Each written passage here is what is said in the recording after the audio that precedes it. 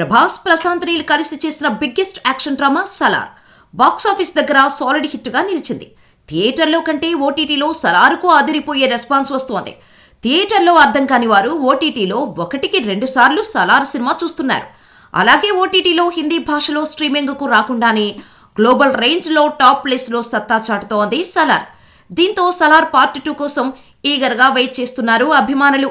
అసలు కథ మొత్తం శౌర్యాంగ పర్వంలో ఉంటుందని సలార్ సీజ్ ఫైర్ క్లైమాక్స్ లో లీడ్ ఇచ్చాడు ప్రశాంత్ నీల్.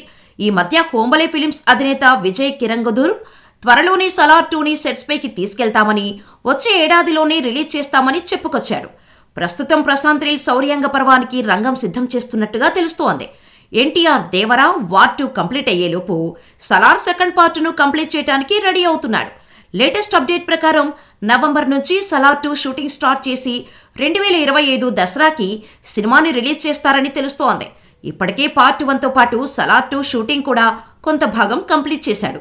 కాబట్టి వచ్చే ఏడాదిలో శౌర్యాంగ పర్వం థియేటర్లోకి రావడం పక్కా అని చెప్పొచ్చు.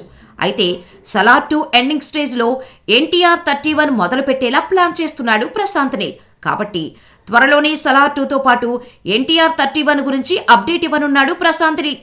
మరి శౌర్యాంగ పర్వం ఎలా ఉంటుందో చూడాలి.